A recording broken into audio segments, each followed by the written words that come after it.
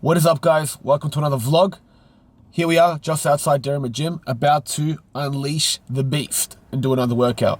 So you can probably hear my voice, it isn't as picture perfect as I'd like it to be. So the last 2 days I've just been a little bit run down, and that's because of me compromising the basics, right? The basics of, I've just been slacking on getting good quality sleep and quantity of sleep. That's because, there's a number of things that I'm just juggling right now. The vlogs, the competition prep, training, coaching. A lot of that stress is just building up and it's just like piling up my workload. So, of course, that is going to have to do with me mastering structure, being disciplined in terms of sleep and really putting in the extra hours of work when I need to work. We all have a tendency to slack off, and I know parts of me where I do slack off, but there's parts of me that I should go all in the workload, which I'm working on. Continuous improvement, that's the name of the game. But yeah, as long as you're aware of these things, I think that's where you can instill change by moving in the opposite direction, right? Because the direction you're moving in is just like, and then sometimes you just smash into a wall and you hurt yourself or you get sick, in my instance. And then it's just like, okay, how can I prevent this, or how can I learn from this, right? Sickness, pain, they're all teachers in life.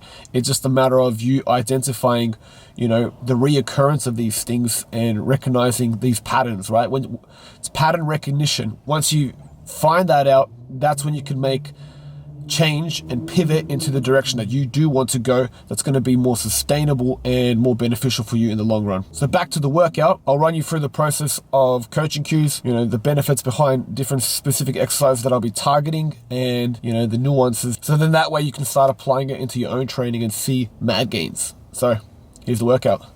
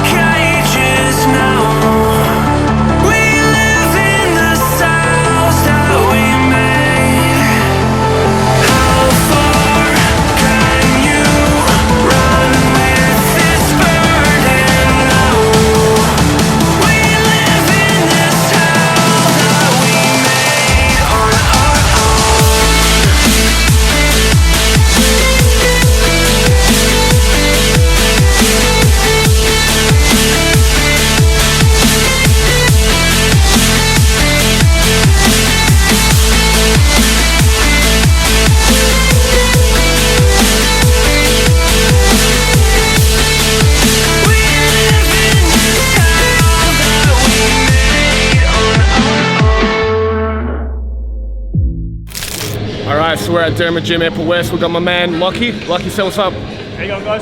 Is this the intro? Yeah, it's the intro. How you going, boys? Yeah, me and Coop's doing push today. Yeah. He's going through my session, so we'll run you through everything, give you some tips and tricks on the way. See how we train. We're, you're 17 weeks out? Yeah, about that. Yeah, and I'm 14, 17 weeks out. We're doing the same show, but I'm doing one-to-ones earlier, so yeah, both on prep. Training's hard, guiding's getting a bit hard for us now, but yeah, we're pushing through. Yeah, sick. So me and Lochie, we met last year. Lochie was there witnessing my first PB and doing a 200 kilo squat. We've been mates ever since, and yeah, we've been always wanting to train together. Never came around to do it, and what better time than being competition prep. You didn't tell the story of what happened when you actually did that squat. Yeah, true.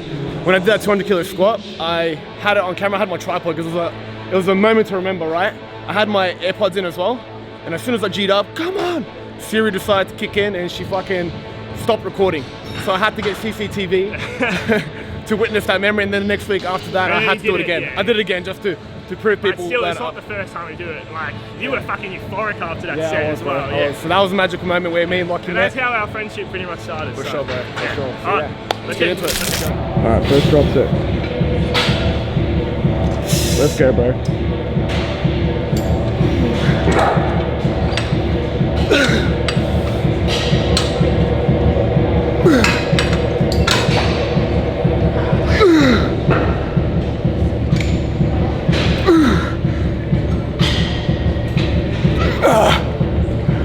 Well done, bro.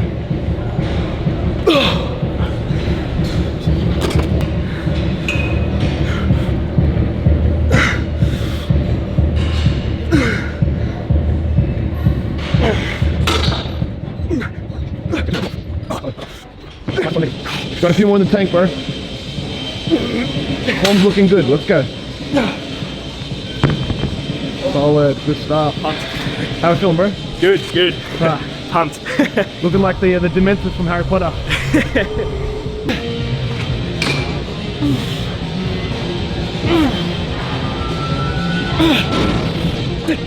Good.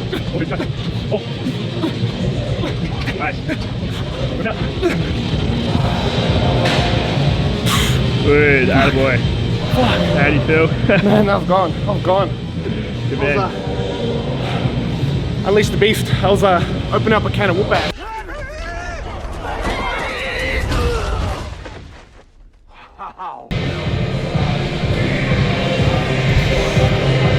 Thought you were about to pick up the 47 for a second. Yeah, no, bro. Off season.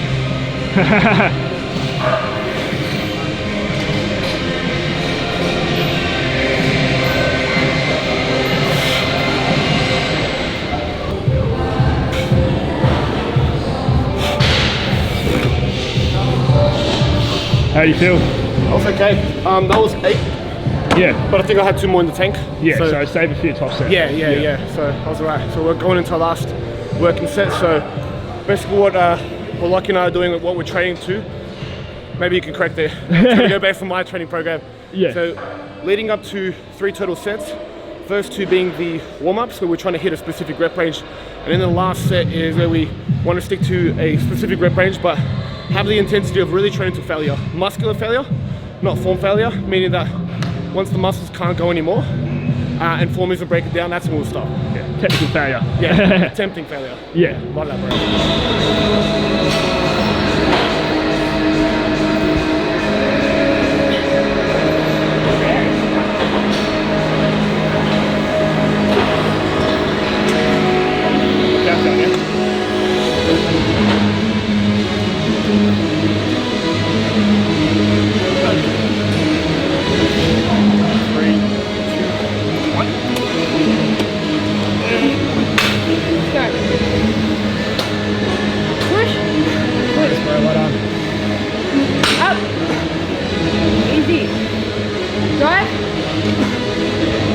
One more for fun. One more, bro.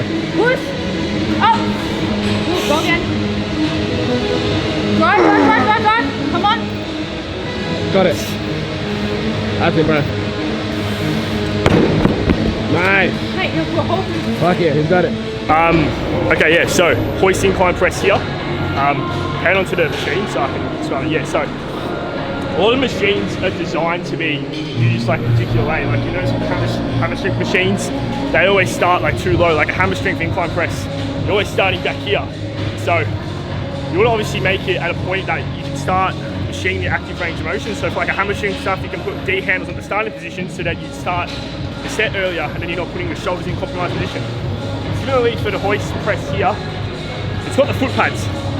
So for a taller guy like me and Cuba, if we're using the foot pads, yeah, it feels good and comfy, but compared to have our feet on the ground, where I'm actually able to drive, give a more stable base, I can lift a lot more load with my feet on the ground rather than the foot pads. So it's about knowing the machine and knowing what will work best for you. If you're a shorter person, the foot pads will be the better option. Because we're taller, we have the option of being able to put our feet on the ground where we can produce more force. The more force that we can produce is obviously going to mean the more load, the more mechanical tension, and then we'll get more out of the movement. So something to know. So just get used to the movement, do as many reps as you need. Don't push yourself, obviously. Just me, guys. Don't overdo it, yeah? Probably one more, then leave it there. Sweet. Down, ready? 3, 2, 1. Yeah, that's one.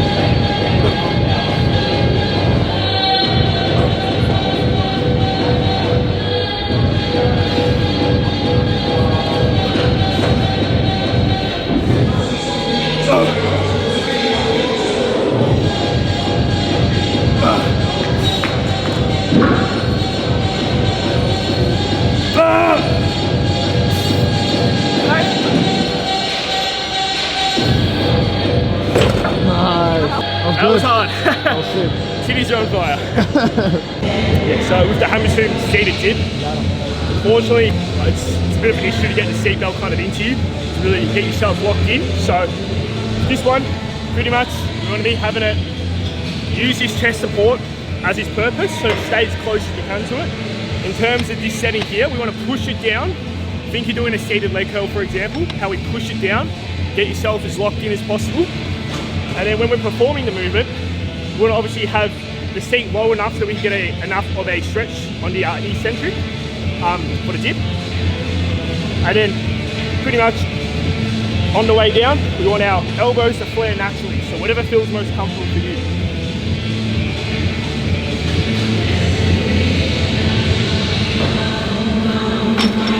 Too easy. Very simple shot. That's better, Kula.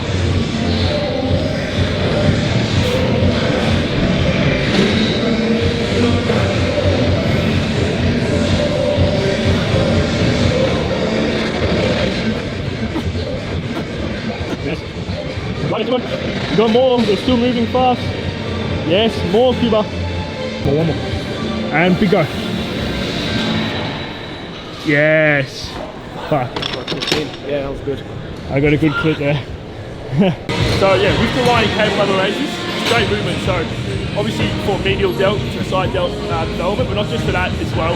Also for shoulder stability. So you're getting a lot of lower track involvement, and that muscle, particularly on like any kind of pressing movement, is crucial for maintaining that shoulder stability, and that can obviously lead to stronger and more efficient presses. So with this here, we basically want the setting on the machine to be just above our legs. So when we are raising outwards, and we are aligned to the machine. So yeah, our delts be the most aligned, and yeah, they'll be the most effective way we can perform the movement.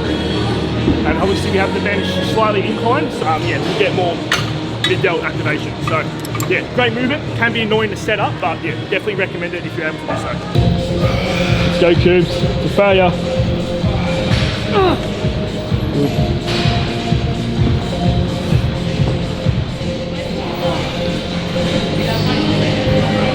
More. Work for it. Come on. Come on. Let's go for one more. One more. Yes, yes, yes. Drive, drive, drive, drive, drive, drive, drive, drive, drive. Come on. Finish it. Finish your rep. Come on. Seeing stars, bro. Yeah. Drop set. This is where you really see stars.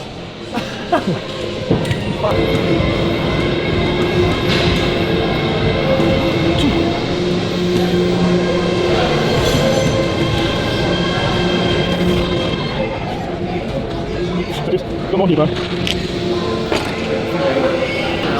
That was a solid 8, but I think I'm gonna try hit 10 the next one, so I think 10 will be failure. Yeah, 10's good. So yeah, good stuff.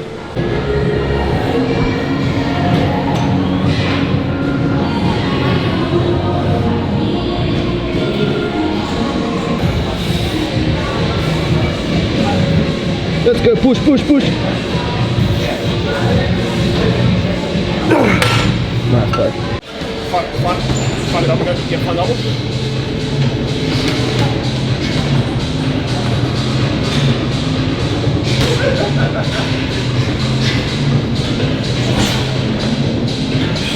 Even for your lats up, lift your biceps higher, and instantly rotate.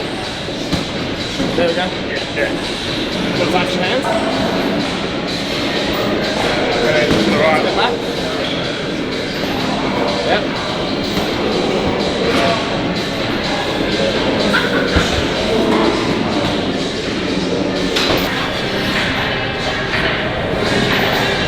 I would say even like stand up more taller. There we go, got the height. And like really squeeze that leg into the hammy. Because this is what I think what I've learned as well. We make this make ourselves so small, stand a little bit taller. So like, yeah. Yeah, nice. And what I do is like all of my toes, really hit these like together really tight. Yeah.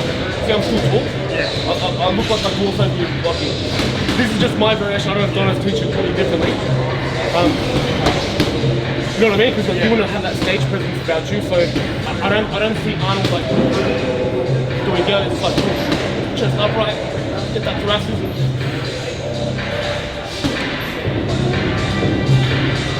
The security's coming out. So like my legs are like Yeah. hammies.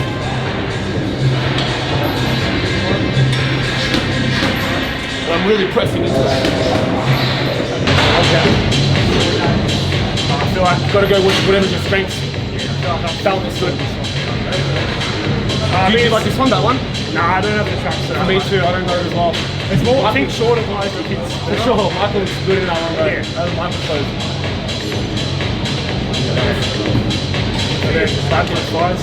Yeah. I don't know if it was better for foot flex or Like that one, yeah. it's just hard to hold though. Yeah, hard at the hold.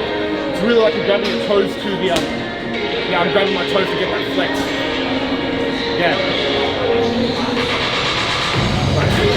It feels just more than you. Oh, I've been on 8 years on it, bro, you know what I mean? Yeah. I've been like chipping away. You're fine. You're good. Walk through, right? Yeah. But yeah, it's fine. Looking good, bro. Nice, good work, lads.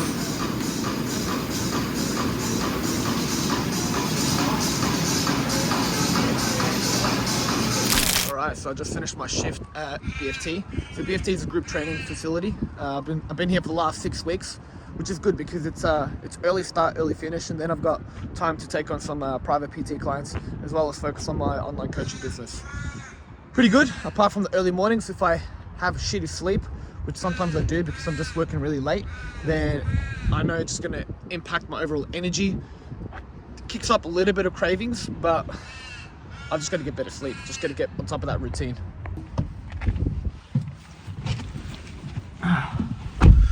So, in terms of what I want to do long term, I'm 100% in jumping in the online space. Halfway there right now. I'm halfway there.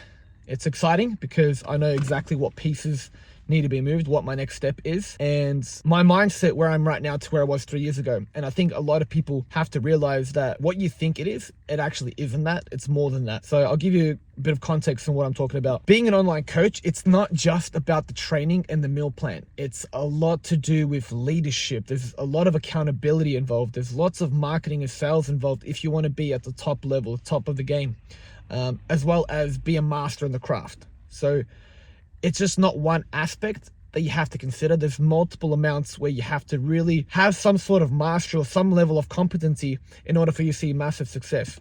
So the last 3 years is just me stacking on these skill sets, really getting clear of what the end goal is and working with people who've already done that, who've achieved that level of success that I'm trying to achieve, is what I've been doing the last 3 years. And I'm seeing a lot of success this year that I'm truly happy and grateful for, because I know what it was like being in the grind. Still grinding, still grinding. But it's just this level of gratitude because of you following through on your word and just taking massive action regardless of how you feel. And this competition that I'm jumping in is, one part to that, because I know taking on more than I'm currently doing is quite stressful. Yep, it's quite stressful, 100%. But I know it's going to pay dividends in the long run. It's going to really set me up in terms of my mindset, my bodybuilding, my physique goals, as well as just my overall outlook in life. So currently there's 13 weeks left, or 12 and a half weeks. If I can manage to get dialed in the first show, if not, I've got an extra 3 weeks to stack on top of that, which is like, I'll manage to get that 100%. Whether or not I get the first one, only time will tell, and only the grind will tell. And yeah, depending on the body, what the body's telling me to do and how it's looking, then yeah, it's go time. But yeah, I want to share that with you guys.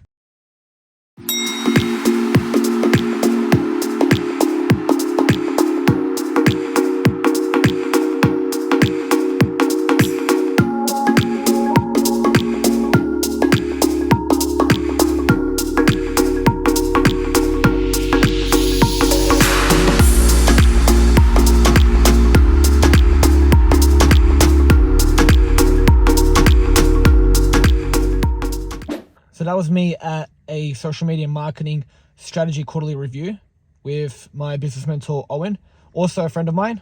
I've jumped into his program and sought his mentorship the last 2 months to just really accelerate and excel in my growth in terms of social media and my outreach, right? I think I was just doing too much of Well, looking back at my own review, I was just doing a lot of pointless shit, and I had no clear goal or direction of where I was going. And I was doing this for a longer period of time that I had to make the jump and invest into Owen because his program was bulletproof. He had systems in place that I just didn't, and I needed that. I needed that so much that I was just like, you know what, this is a no-brainer. You know what, the investment was pricey.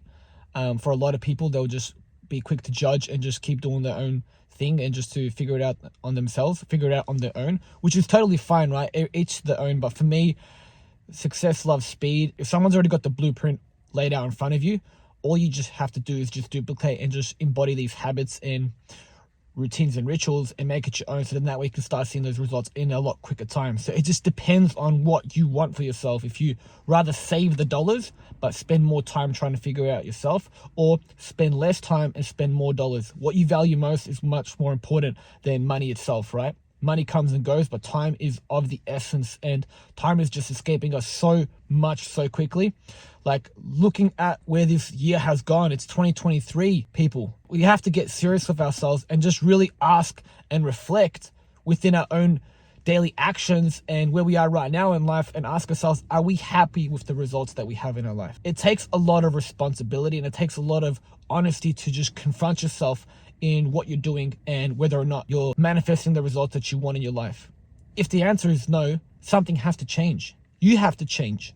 There's some part of you that you have to learn to let go of. If it's a belief system, if it's a habit, if it's a routine, if it's an addiction that's no longer serving you, what is that thing? Get clear with yourself. Start listening to the signals and the signs your body is telling you, that your mind is pointing you in the direction that you need to go.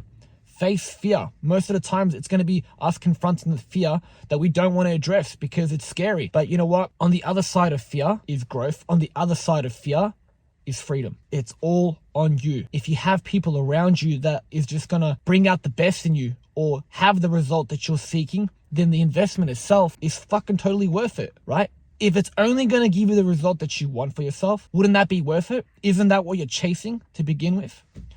So for me, guys, I jumped into the 6-month mastermind. The price itself was $10K. But I'm already seeing huge shifts in terms of my mindset, in terms of the systems that I'm building on the back end of my coaching business, but also the structure that I'm incorporating in my everyday life. I'm seeing that while I'm fucking on this competition.